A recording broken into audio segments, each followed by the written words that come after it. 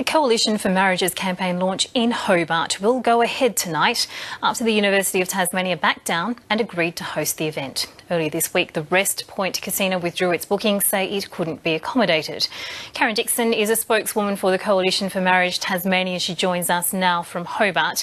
Welcome to the program, Karen Dixon. Thank you, Miriam. For speaking to us. Now, we understand, of course, that the University of Tasmania previously declined to provide a venue for the launch tonight. They've now changed their mind. Have they given an explanation for that? When we made the original application, we were told that we didn't fit the criteria. We were asked to resubmit that application and we have been successful. And can I ask what that criteria was? We weren't given the criteria, we were just told that we didn't fit the criteria. So we resubmitted our application and it was successful, hence we'll be holding the event at the UTAS venue tonight. And what will that event involve? The event canvasses basically the consequences of a yes vote in the plebiscite. So we've pulled in a number of key speakers. Senator Cory Bernardi will be there, Lyle Shelton from the Australian Christian Lobby, Kevin Andrew, MP, will be there. We've got political posting mama coming to speak, a fairly dynamic lady, as well as Heidi McIver, who was one of the mums featured on the Coalition for Marriage first television advertisements that generated some controversy, you may remember. Now, Karen Dixon, you point there to how the Coalition for Marriage sees consequences stemming from a successful yes vote in the same-sex marriage survey. Just outline for us what your concerns are regarding those sorts of consequences.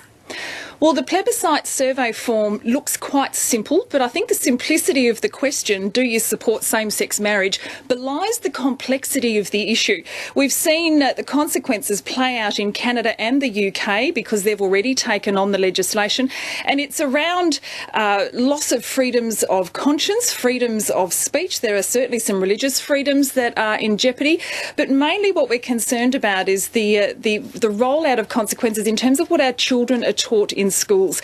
And the Safe Schools program is a little inkling of that, but we've seen in Canada and the UK that radical sex and gender ideology has been mandated in schools, and we're very, very concerned about that happening in Australia. We have actually heard from Education Minister Jeremy Rockliff, the Tasmanian Education Minister, saying that there will in fact be no change to the curriculum there in Tasmania if a yes vote is successful. So is there actually any grounds for concern at this stage?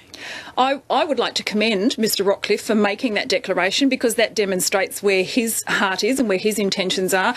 Unfortunately, that's not what we've seen play out in the UK and in Canada. And once legislation is changed to remove gender from marriage, gender is removed from parenting, gender is removed from family and society, and that seems to be the push, this gender fluidity theory that is gaining ground. And so if that kind of thing is legislated at a federal level, then as much as I admire Mr Rockliff and his determination to see education in Tasmania remain the same, my concern is, and the Coalition's concern is, that he won't have that freedom, that it will be mandated from a level higher than his. And what connection, though, is there to the vote that we're all discussing at this stage, the same-sex marriage survey? Well, as I said, the simplicity of the question, it implies that all we're doing is agreeing to same-sex attracted couples having their union legalised under the Marriage Act. Now, keeping in mind that same-sex unions are already recognised and catered for in terms of legal things here in Australia anyway. So if we go ahead and legislate and have genderless marriage, because that's what we're talking about, both Mr Shorten and Mr Turnbull have proposed bills in the last couple of years suggesting not that we just add man and woman to the legislation, but that we remove gender completely and just have the Marriage Act being two people. Now, that opens it up for all of the genders, which are increasing in number, strangely, as we go along, for all of those genders to be included. Now, as soon as you start legislating that on a federal level, what we teach our children in schools will obviously reflect what has been legislated in the law. So education follows what the law of the land is. If it's legislated federally, then it's going to be reflected in what our children are taught at school.